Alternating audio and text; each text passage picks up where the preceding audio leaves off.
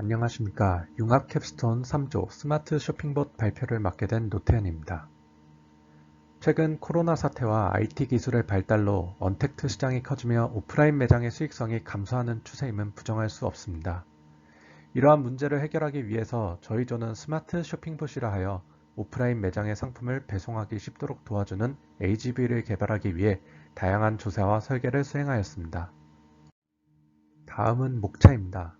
우선 전체적인 계획 및 시나리오에 대해 설명을 드리고 그 이후에 각 세부 사항에 대해 수행한 조사와 설계에 대해서 설명드리도록 하겠습니다. 다음은 저희가 설정한 간트 차트입니다. 저희는 본격적으로 주제가 설정되고 설계를 시작한 6주차부터 다양한 분야에 대한 설계를 마치고자 하였으나 각 주제의 설계가 일부 지연되며 추가적인 부품과 설계가 필요한 부분 등을 제외한 분야에 대해서 우선 조사를 하였습니다. 다음은 2학기에 보여드릴 데모 시나리오입니다. 우선 고객으로부터 다양한 경로를 통해 주문을 받습니다. 이후 경로가 단순해지도록 하는 조합의 주문을 분류합니다. 그 다음 선정된 주문을 적절한 스케줄링 기법을 활용해서 특정한 AGV에 할당합니다. 이후 특정 AGV가 받은 주문을 처리하기 위해 이동해야 할 최적 경로를 계산하고 AGV에 전송합니다. 그 다음 상품을 담기 위해 컴퓨터 비전과 IMU를 활용해 계산된 최적의 경로를 따라 이동하며 상품을 장바구니에 나누어 담습니다. 마지막으로 상품을 모두 담은 장바구니를 배송을 위한 매장 내 적치장 구역으로 이송하여 작업이 완료됩니다. 그럼 지금부터 저희가 1학기 동안 수행한 진행 상황에 대해 설명드리겠습니다. 우선은 AGV의 이동 경로를 계획하기 위한 알고리즘입니다. 경사 기반 계획이라 불리는 이 알고리즘은 맵 전체를 에너지를 갖는 필드로 정의하고 시간에 따라 현재 위치가 낮은 에너지를 향하도록 만드는 알고리즘입니다. 이를 위해 목표 지점의 에너지를 가장 낮도록 설정하는 어트랙티브 맵과 벽이나 매대같이 피해야 할 지점에 대한 정보를 가진 리펄시브 맵을 입력받아 목표 지점까지 도달하는 최적의 경로를 계산하게 됩니다. 저희는 매트랩을 이용해 알고리즘을 검증하기 위해서 아래와 같이 데모 환경의 일부를 모델링하였습니다. 처음 차체가 있는 위치는 경로 계획의 원점이자 적치장으로 사용됩니다. 다음은 리펄시브 맵을 만드는 과정입니다. 우선 실제 레이아웃을 참조하여 장애물 노드를 구성합니다. 이후 차체와 노드의 충돌을 방지하기 위해 차체의 크기를 약 900mm에서 1000mm로 가정하여 노드를 부풀려서 리펄시브 맵을 구성합니다. 다음은 리펄시브 포텐셜 맵과 어트랙티브 포텐셜 맵을 이용해서 토탈 포텐셜 맵을 구성합니다. 이후 반복 계산을 통해서 기존 위치가 목표 지점까지 이동한 경로를 2차원 시계열 데이터로 기록하여 장애물을 회피하며 자연스럽게 커브를 도는 최적의 경로를 얻을 수 있습니다. 이전 페이지까지 설명한 과정을 이용하면 단일 목적지까지의 경로를 얻을 수 있습니다. 이러한 과정을 반복하면 여러 개의 경유 지점을 갖는 경로에 대해서도 계산이 가능합니다. 이미지는 두 개의 경유 지점을 거쳐서 다시 원점으로 돌아오는 연속된 새 경로를 구하는 모습입니다.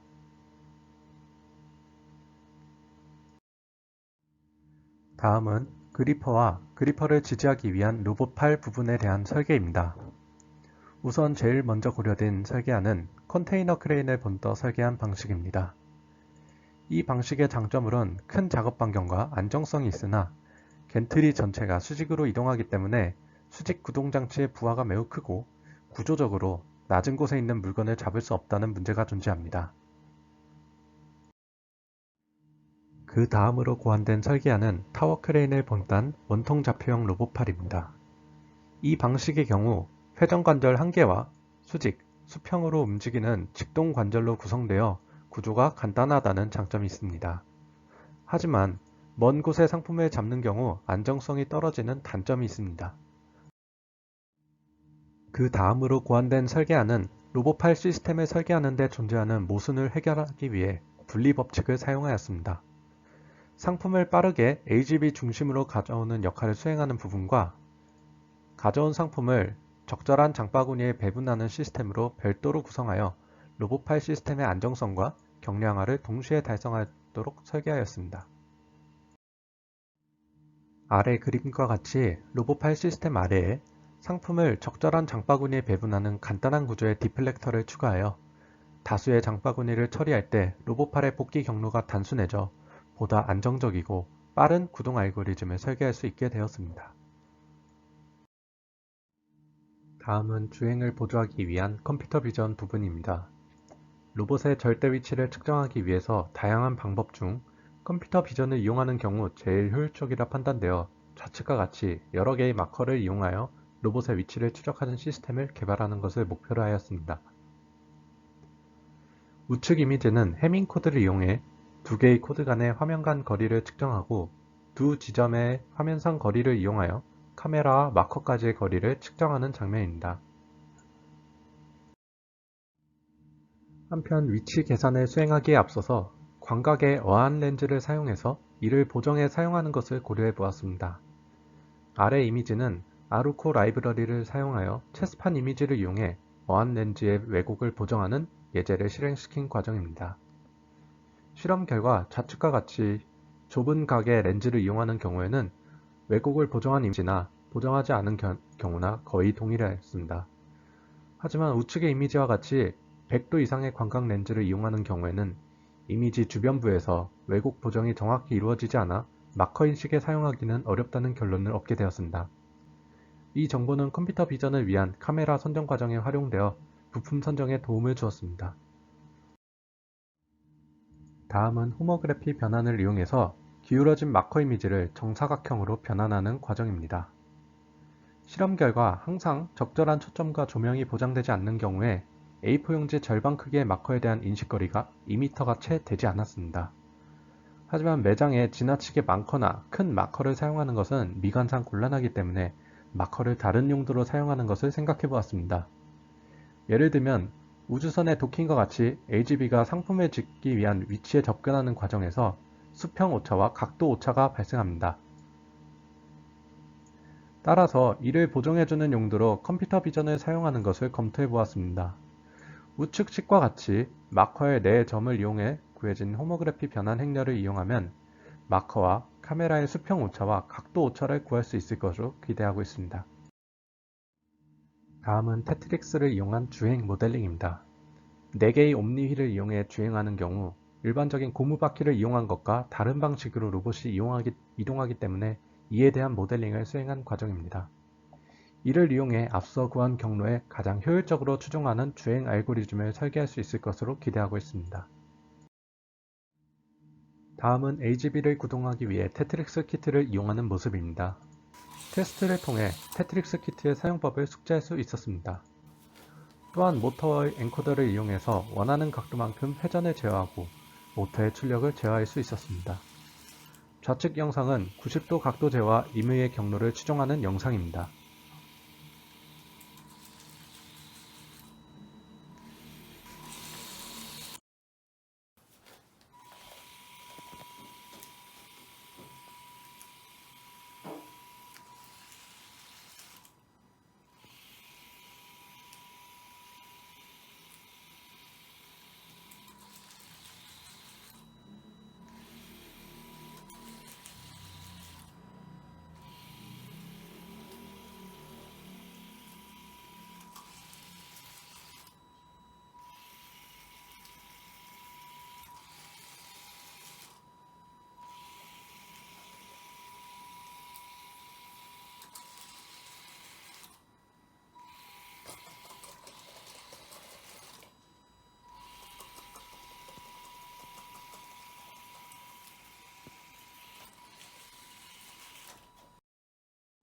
다음은 MPU9250 센서를 이용해서 가속도 센서와 자이로 센서 값을 상보 필터를 이용해서 보정하는 과정입니다. 프로세싱을 이용해서 센서의 자세를 우측 영상과 같이 3D로 구현할 수 있었습니다. 노란색 블록은 가속도 센서, 파란색은 자이로 센서만을 사용한 결과이고 초록색 블록이 상보 필터를 이용해서 보정된 결과입니다. 아래 이미지는 90도 간격으로 센서를 회전시켜 값을 측정하는 과정으로 가속도 센서 값이 정상적으로 나오고 있음을 확인할 수 있었습니다. 이후에 프로젝트가 진행되면 센서와 테트릭스 간의 통신이 필요할 것이라고 판단을 하여 통신 부분에 대한 연구를 진행해 보았습니다. 먼저 현재 저희가 가지고 있는 센서와 보드들을 이용해서 테트릭스, 아두이노, 그리고 MPU950 간의 통신을 수행해 보았습니다. 코드는 마스터와 슬레이브로 나누어 코딩하였습니다. 이 예제는 아두이노가 마스터, 그리고 테트릭스가 슬레이브가 되어 I2C 방식으로 통신하여 상보 필터를 거친 값을 전송하는 예제입니다. 테트릭스에서 받아진 센서 값은 로봇의 각도를 제어하는 데 사용될 예정입니다. 기회가 된다면 지저귀 센서의 값도 활용될 예정입니다.